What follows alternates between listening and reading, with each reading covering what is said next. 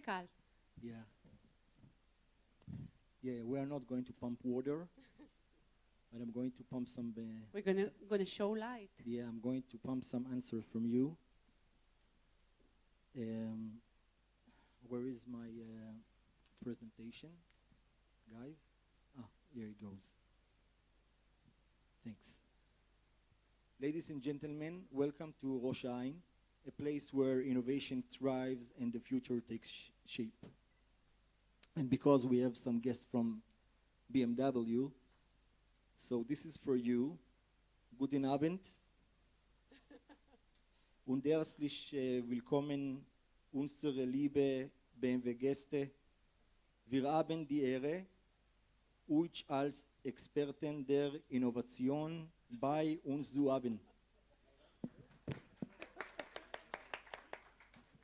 Im Namen der Rosh Gruppe danken wir euch sehr für dieses gemeinsames Treffen. זה הגבאי הראשון שמדבר ביידיש. So, my name is Ofer Gabay. I'm a council member in Rosh municipality. I'm leading the innovation here in the city. And it's my utmost pleasure to stand before you today to kickstart this remarkable event centered around innovation and our city commitment to fostering a vibrant ecosystem for high-tech businesses.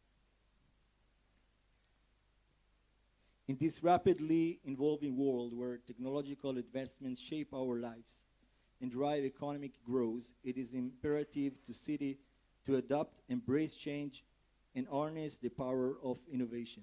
And that is precisely what we have gathered here today to showcase our city as an ideal destination for your businesses to flourish and thrive. We invite you to explore the countless benefits of establishing your presence in our city. Our prime strategic location offers easy access to major roads with efficient transportation, including proximity to the airport and rail station. Coupled with our business-friendly environment, characterized by low city taxes, you can maximize profitability and reinvest in your ventures. Our city stands as a statement to the spirit of innovation. We boast a vibrant community of young population, forward thinkers, entrepreneurs, and skilled workforce that fuels the engine of progress. We have invested in robust and sustainable infrastructure, creating an environment where IT companies can thrive, collaborate, and make breakthroughs that will shape the future. But let's not merely focus on the tangible aspects of our city. It is the intangible elements that truly set us apart. Our city pulsates with creativity and inspiration. It is a place where big ideas come to life, where dreams transform into reality. We understand the significance of equipping our future generation with the skill necessary to excel in the ever-evolving technological landscape. That's why we have placed a strong emphasis on STEM education in our city school. We have partnered with local businesses, ensuring that our students have access to cutting-edge knowledge and hands-on experience. We are proud to have diverse and inclusive community that celebrates differences, harnessing the power of diverse perspectives to drive innovation forward. Today, we have the privilege of being joined by some of the brightest minds in the high-tech industry. Your presence here is a testament to the power of collaboration and the potential for greatness that lies within our city borders. We invite you to explore the opportunities that our city offers, from state-of-the-art facilities, a supportive ecosystem, to a thriving entrepreneurial community.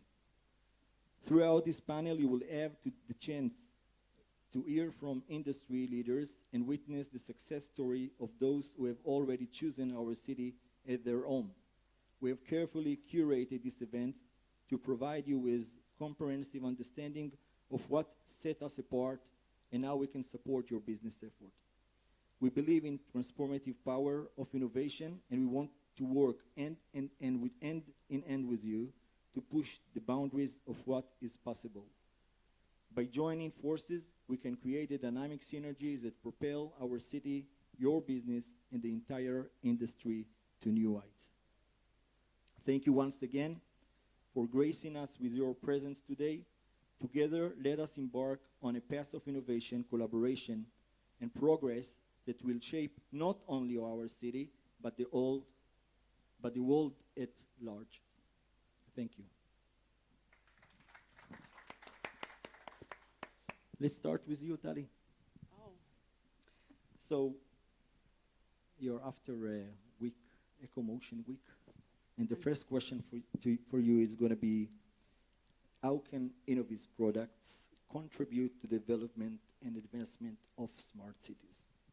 thank you, Ofer, and thanks, Innoviz, for this amazing hospitality, and Rosh, of course.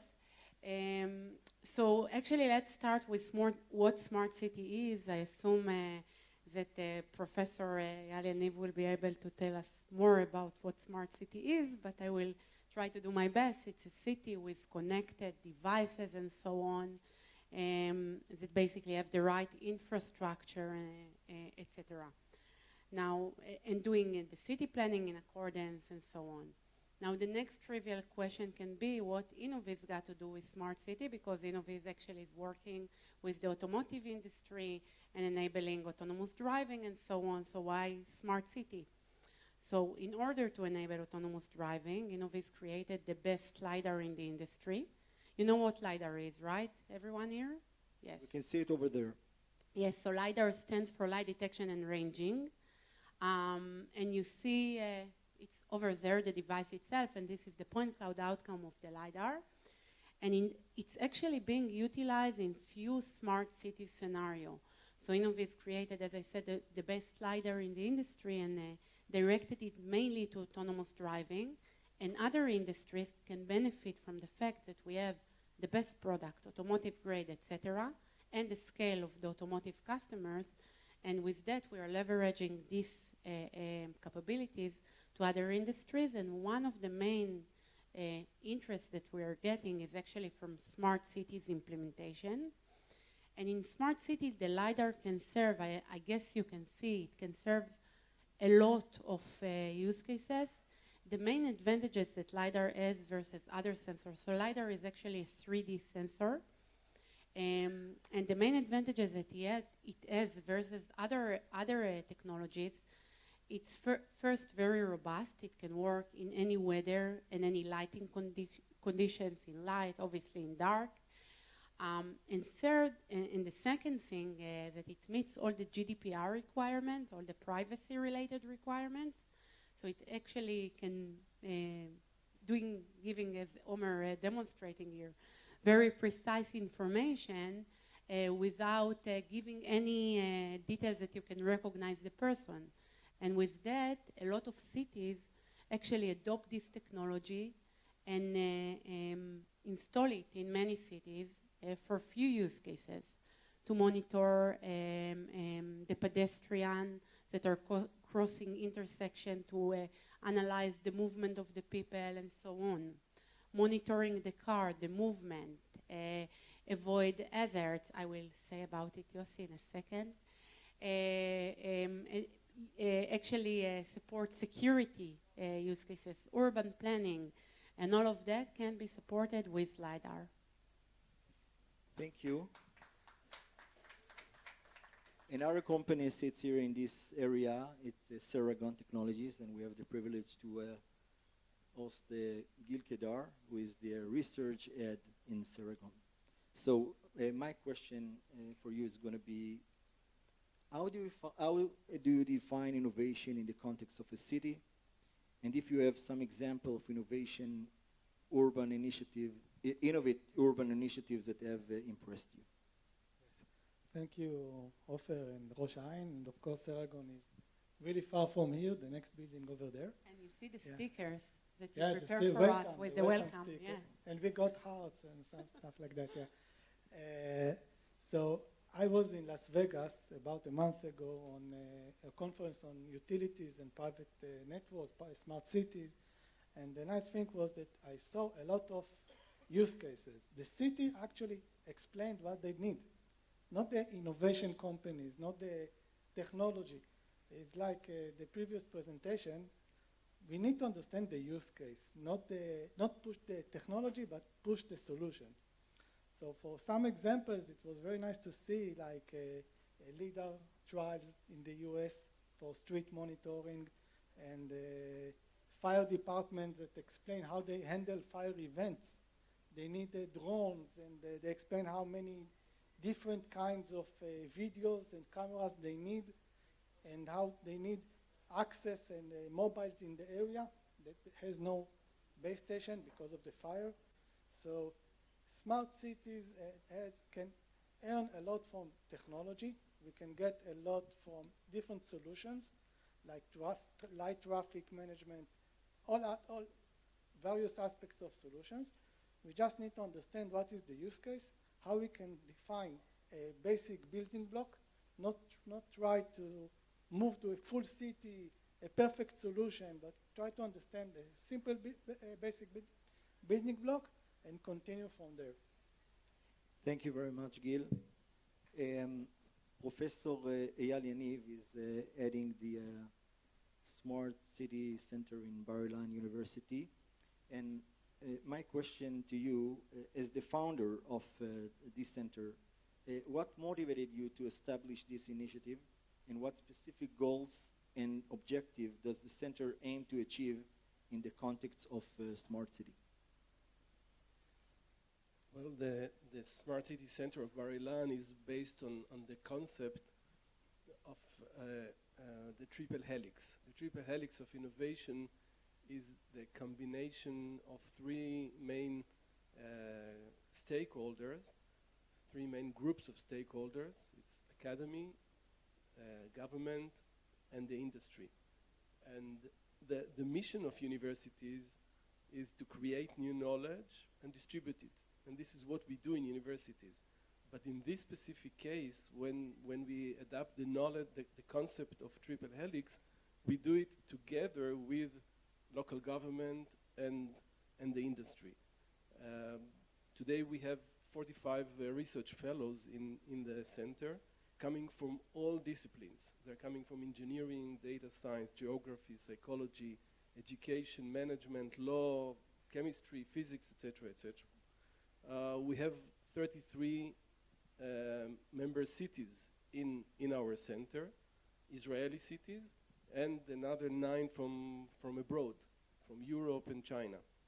And a big, very large group of solution providers, the industry, which use the campus. The campus is a big campus, 540 acres, which is actually a small city.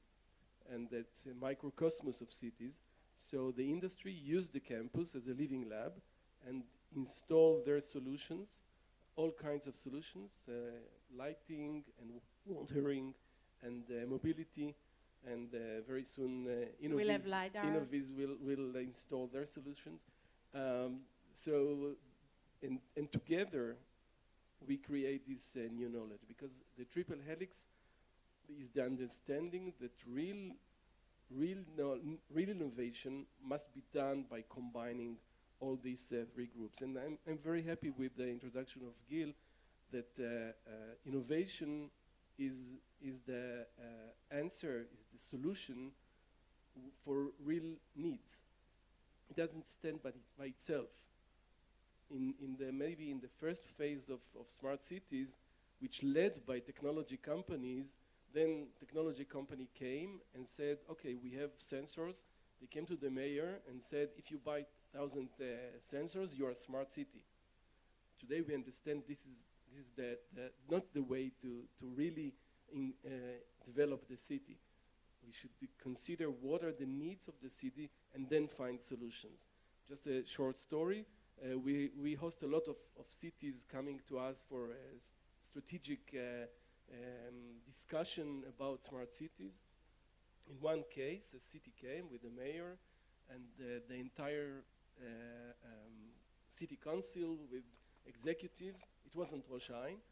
And then the mayor started with saying exactly what we believe in, that technology is the mean to achieve smart cities, but first you have to understand what are your needs. And it was very nice introduction. And then he moved the lead to the technical person, and she stand up and said, okay, we installed 600 cameras in the city. Now tell me, what do you want to do with it? So I think that the combination, this integration of these three groups will really lead to real innovation, which is for the benefit for the citizens. For us, the definition of smart cities is using technology or using innovation in order to improve the lives in city, the well-being in city. It's mainly to cities in Israel or globally? Globally. We work today with 33 cities in Israel, out of 257 local authorities, and we also have 9 partners from abroad. Last week you had a visit from Czech Republic. Right. Gil, if you can please elaborate on how Ceragon solutions support the seamless and reliable communication networks necessary for various smart city application, IoT devices, sensors, real-time data. Yes, So of course. I will start with the LIDAR and the examples before. As you understand, the network traffic is actually very various network characteristics. Some of the solutions require Wi-Fi, for example, for residents, or they require IoT or LIDAR. Different requirements define different network solutions. And the network should actually contain and comprise all the solutions.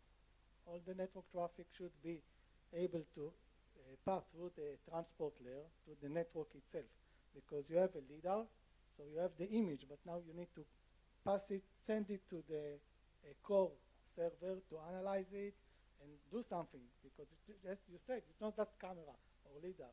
You need to create something.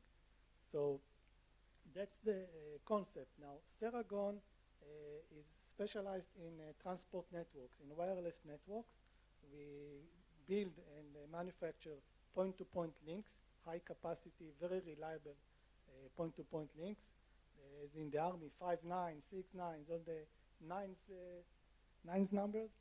So we have different solutions, and we also can support and plan a transport network end-to-end. It means we are not supplying the LIDAR or the access, the end part, but we can design all the network, all the layers in the network, from layer 1, the transport that can be wireless, optic, or routers, and above it, the management and all the network lifecycle, from planning, deploying, and monitoring. So you're working with integrators and things like that, like in smart cities, or? We are doing some of the integration. We are doing it by ourselves. Okay. You can meet to coffee. Yeah. Yeah, you're. In what specific ways, Tali, can Innovis technology enhance the safety and efficiency of urban transportation system within smart cities? So I talked earlier about some use cases like urban planning and monitor the cars, monitor pedestrian, etc. Now I want to take it to really specific examples of what we are doing today and a few implementation and use cases that are out there using our LiDAR technology in smart cities implementation. So the first example is a partner that we have called SensaGrid that actually took our solution, implemented in few areas. One is the UCLA, the other one is in Arizona. And what they're doing, they're monitoring intersection to analyze where there is almost heat, meaning cars that almost hit persons. They identify where are the problem, how people move from where to where there is traffic jams and things like that, and in accordance to that can do a proper planning. This is one example. Other example, we have additional partner, again in the US, Anonymous, that actually using our technology in a university. They want to analyze the traffic around the university, post and pre-opening, how many, and the LiDAR can really identify between bicycles, motors, cars, pedestrian, count people and things like that. that with that they can analyze and draw conclusion. There is other interesting examples that David here is responsible for, which is Japan Post. Japan Post has around how many cars? 110,000 cars, and they're driving any day in the streets of Japan. So why not to equip them with LiDAR? And with this way they can map, create a 3D mapping. The 3D mapping is good also for Japan Post that can deliver the post in more efficient manner and so on. But other than that, they can sell the data as 3D mapping like Google is doing and others are doing and so on. There are additional tons of examples, but the ones that I'm most excited about is sitting here in the crowd. I cannot yet say it by name because we didn't announce it, but we have also an Israeli partner that is actually going to install our LiDAR in few cities in Israel, in few intersections, and also analyze the data. And thanks to Yossi Avivi that make it happen. Our ace. You should bring some to Rosh Haayin, okay? Not just to Modi'in. Okay. We actually, I'll tell you now, the first time that we brought this company here, our team went to the intersection here, installed the LiDAR on a pole, and do a demonstration on the pole, and it's excellent place to sit in. And it's brought us business as well. This is the whole idea. We want to enable you to showcase your products. And by the way, I think that during the COVID, we took one of the neighbors that we have, and we enables a lot of autonomous companies, companies to drive on the roads over there. It was in collaboration with Netivei Ayalon. And I think that your cars also drove over there. Yeah. Okay. Now we have a lot of buildings over there. Yeah.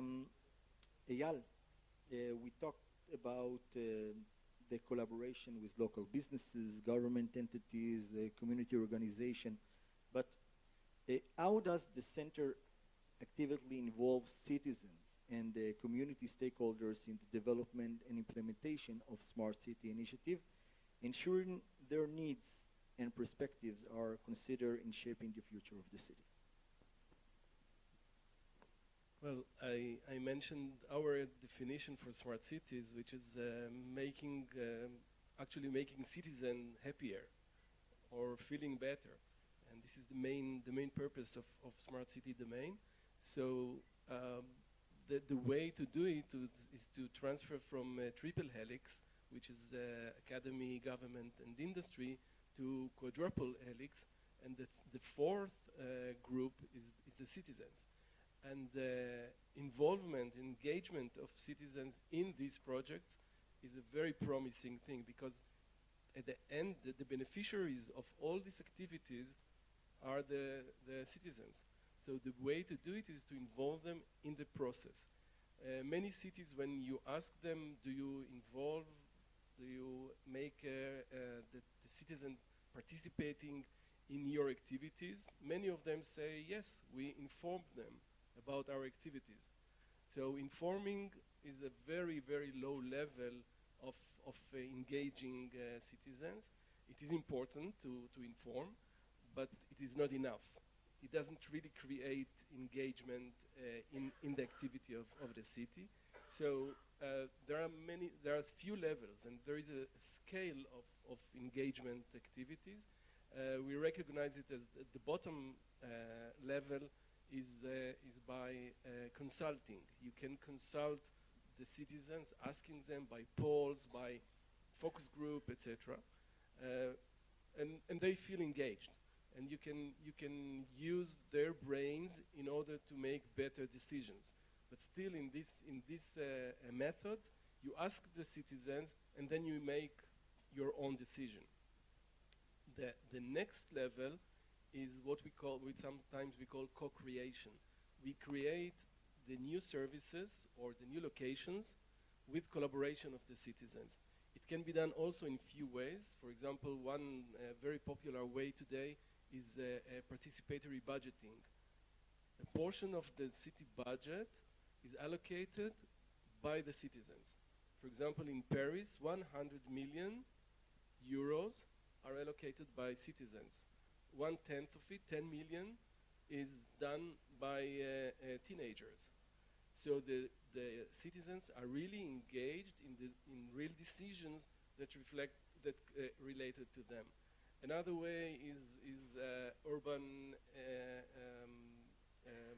hubs or urban accelerators, where citizen entrepreneurs and regular people can create new services for themselves, or really co-creation, where there is a process, a very methodological process, where you can create new services, new locations like parks or squares or schools, together with the citizens. This the co-creation actually was borrowed from marketing. There are some companies that develop their products with their potential customers. So it is very very good and very promising way to develop services and to develop the city that will really answer the customers or the citizens' needs. Thank you. Gil, how does Ceragon collaborate with other technology providers, network operators, and municipalities? You can please mention the pilot that we are going to run soon to enable the deployment and integration of wireless backhaul solution with comprehensive smart city framework. As I said before, a solution is not only Ceragon. It can't be only Ceragon, okay? It's not only the network. It has to have other parts like access, like functionality, like monitoring. There are several, the full solution actually includes several different layers. So we need to cooperate, and we also need to cooperate with the academic side, because some of the solution can be from AI, like enhanced monitoring or link prediction that we are developing using algorithms, AI algorithms, because you want to keep the network alive, and for specific traffic or specific targets, you want it to be very reliable, and you want to verify that the link is not overutilized. So we need to predict it. So we need, for managing, monitoring, and other solutions, the academic side. And of course, we need the cities themselves, like the pilot that we are trying to push forward with Rosh, because the city is the use case. Okay, as I said at the beginning, without the use case, without the actual scenarios, the actual definition, it's not relevant. We can create here backhauls as much as we want. If it doesn't serve any of the city residents and doesn't give any benefit, it's not helpful. Okay, thank you very much. As we conclude this enlightening panel discussion on innovation in the city for the first time, we should consider another one next year. Let us carry forward the invaluable insight shared by our esteemed speaker by embracing technology, fostering collaboration, and prioritizing the well-being of our citizens.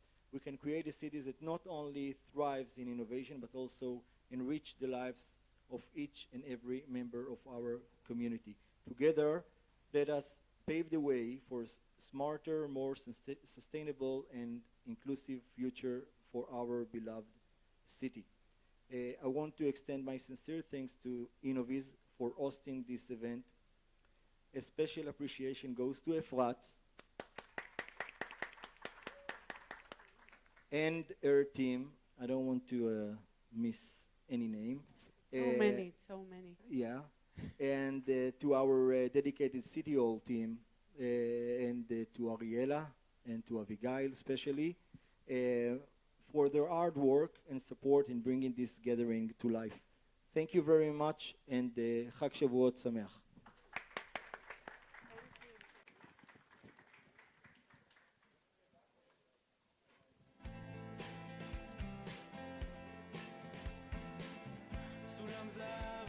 של